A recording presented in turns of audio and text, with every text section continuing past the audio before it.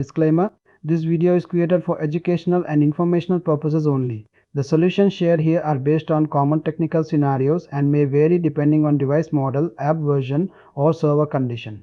For official assistance, please contact the respective app support team. Today in this video, I will explain why Google Wallet shows couldn't finish card setup for tap to pay on your phone and how you can fix this problem step by step.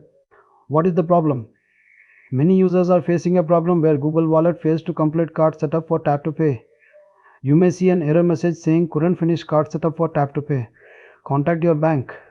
Reasons: there can be several reasons behind this issue. First reason can be bank restrictions. Some banks do not allow tap to pay activation or require extra verification. Second reason can be NFC or device compatibility problems. If NFC is turned off or your phone does not support secure payments, the setup may fail. Third reason can be outdated Google Wallet or Google Play services. Fourth reason can be temporary server or verification failure between Google Wallet and your bank. Solutions: now follow these steps carefully. Step 1.